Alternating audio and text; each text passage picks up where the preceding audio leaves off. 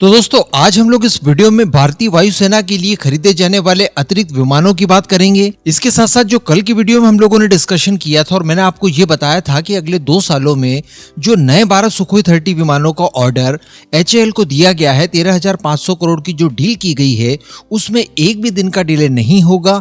साथ ही अगले 2 सालों में यानी अप्रैल 2027 में पहला विमान बनकर तैयार हो जाएगा।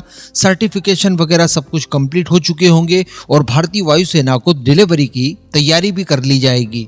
तो कहने का मतलब इसे अगर हम लोग हमारे स्वदेशी प्रोजेक्ट के साथ कंपेयर करें तो स्वदेशी प्रोजेक्ट में बहुत ज्यादा डिले हुआ। तो इन सब चीजों को लेकर भी आज हम लोग इस वीडियो में डिस्कशन करेंगे कि इसके पीछे की बेसिक वजह क्या है। तो चलिए आगे की वीडियो जानते हैं। आप बस अपने खुद के इस चैनल को सब्सक्राइब जरूर कर दीजिएगा। तो इसमें तो कोई दो मत नहीं है कि आप कितने भी रफाल खरीद लीजिए, कितने भी यूरोफाइटर टाइफून खरीद लीजिए, F-35 खरीद लीजिए, असली स्वैग जो आपकी वायुसेना दिखा पाएगी वो तो तेजस एमका के दम पर ही दिखा पाएगी। अल्टीमेटली आपको अपने स्वदेशी विमानों की संख्या भारतीय वायुसेना के अंदर लगातार बढ़ाने की आवश्यकता है। और रिसेंट परिस्थितियों की अगर बात की जाए तो हम लोग समझ सकते हैं हमें MiG-29 को रिटायर करने हैं, MiG-21 को रिटायर करने हैं। तो इनको रिटायर हम लोग तभी कर पाएंगे जब इनके एवज में दूसरे विमान हमारे पास होंगे।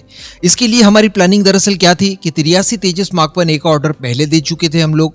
इसके बाद 97 का एडिशनल ऑर्डर दिया जाएगा, जिसके बाद तेजस MK-1A विमानों की जो संख्या है भारतीय वायुसेना के अंदर वो 180 के लगभग पहुंच जाएगी। और इसके बाद हम लोग एक मजबूत बेड़ा इसका तैयार कर चुके होंगे। साथ ही पुराने जो तेजस मार्क 1 है वो भी 40 की संख्या में हमारे पास है। तो 220 के अराउंड ये हमारी मौजूदा परिस्थितियों में सारी रिक्वायरमेंट को फुलफिल करने में सक्षम होंगे। लेकिन हम लोग ये भी जानते हैं कि अमेरिका की तरफ से चूंकि इंजन में काफी देरी की गई, 2 साल का डिले ऑलरेडी कर दिया गया है। इस वजह से जो एडिशनल 97 का ऑर्डर देना था वो अभी तक नहीं दिया गया था। लेकिन आज परिस्थितियां बदल चुकी है। न केवल भारत द्वारा अमेरिका की जनरल इलेक्ट्रिक के ऊपर अच्छा खासा दबाव डाला जा रहा है कि आप जल्द से जल्द इंजन की डिलीवरी कीजिए। इसके साथ साथ अमेरिका के अंदर बहुत ही जल्द गवर्नमेंट भी चेंज होने जा रही है। डोनाल्ड ट्रंप आने जा रहे हैं और वो भारत का इस मामले में ध्यान रखेंगे ही रखेंगे। इन सब चीजों से हमारा कॉन्फिडेंस बढ़ता है। इस वजह से भारतीय वायुसेना ने तैयारी कर ली है एडिशनल 97 तेजस के ऑर्डर को लेकर। बताया ये जा रहा है कि DSC द्वारा चूंकि प्रारंभिक मंजूरी भारतीय वायुसेना को दे दी गई है, इसी वजह से भारतीय वायुसेना ने एडिशनल 97 तेजस मार्क 1A के लिए RFP जारी कर दी है, रिक्वेस्ट फॉर प्रपोजल। अब इसको लेकर तेजस मार्क 1A के बारे में संपूर्ण जानकारी HAL प्रोवाइड कराएगा कि आज की परिस्थितियों में तेजस मार्क 1A कितने कीमत में पड़ेगा, किस तरह से इसकी डिलीवरी की जाएगी, क्या टाइमलाइन रहेगी, या फिर इसके अलावा किस किस तरह के अपग्रेडेशन आपको दिए जाएंगे। इन सारी चीजों की डिटेल इस RFP में HAL द्वारा प्रोवाइड करवा दी जाएगी भारतीय वायुसेना को। उसके बाद कुछ हद तक नेगोशिएशन करने के बाद इस ऑर्डर को फाइनली प्लेस कर दिया जाएगा। अब यहाँ पर मैं आपको ये बता दूं कि इस बार जो 97 तेजस मार्क 1A का ऑर्डर दिया जाएगा, इसमें बताया ये जा रहा है कि 65% के आसपास स्वदेशी सामग्री का इस्तेमाल किया जाएगा। बची हुई जो 35% की सामग्री है वो हम लोग विदेशों से इंपोर्ट कर रहे हैं। अब जो कल हम लोगों ने डिस्कस किया था Su-30 MKI को लेकर, तो वहां पर भी आपको शायद याद होगा मैंने आपको बताया था कि ये Su-30 MKI जब भारत के अंदर बनेंगे तो इनके अंदर जो इंडिजिनस कंटेंट है वो 62.6% के आसपास पहुंच जाएगा।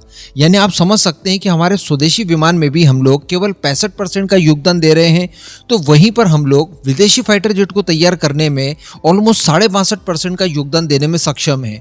तो कहने का मतलब Su-30 MKI को लेकर हम लोग तेजस की तुलना में ज्यादा मजबूत हैं। Su-30 MKI में भी हम लोग ऑलमोस्ट 35 से लेकर 37% की सामग्री रशिया से इंपोर्ट करने जा रहे हैं, इसमें कोई दो मत नहीं है। लेकिन वहां पर यह कहा जा सकता है कि देखिए वो विदेशी विमान ही तो है, इसके लिए तो अनिवार्य होगा कि विदेशों से सामान को इंपोर्ट किया जाए जो उसके एक्चुअल मैन्युफैक्चरर हैं। और बड़ी बात यह कि रशिया भी इन्हें देने में बिल्कुल भी लेट लतीफी नहीं करेगा। और इससे भी बड़ी बात कि जो क्रिटिकल पार्ट्स वगैरह हैं वो भारत के अंदर ही तैयार हो रहे हैं, खासकर इंजन की अगर बात की जाए, क्योंकि यहाँ पर रशिया से जो 37% के आसपास हम लोग सामग्री को इंपोर्ट करेंगे इन विमानों के निर्माण के लिए, उसमें मुख्यतः क्या होगा, मुख्यतः होगा एयरफ्रेम। जबकि तेजस के केस में हम लोग देखें तो तेजस में बाकी सारी चीजें तो स्वदेशी है, लेकिन जो इसका सबसे महत्वपूर्ण अंग है, जो कि इंजन है, वो हम लोग विदेशों से इंपोर्ट करते हैं। ऐसी परिस्थिति में सारी जवाबदारी उन विदेशी कंपनियों के ऊपर आ जाती है कि वो कितना जल्दी इस इंजन को भारत को डिलीवर करती है या फिर नहीं करती।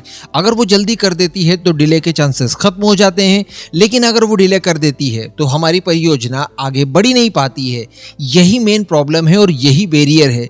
इसी बैरियर को हटाने की आवश्यकता है। जितना हो सके उतना जल्द हमें स्वदेशी विकल्पों की ओर आगे बढ़ना होगा। बिना इंजन के आप विमानों की परियोजना को उस लेवल पर नहीं ले जा सकते जहां पर आपको ले जाने की आवश्यकता है। आप मामला देख सकते हैं, दोनों आपके सामने मैंने खुलकर रख दिए, आप खुद अनुमान लगा लीजिए।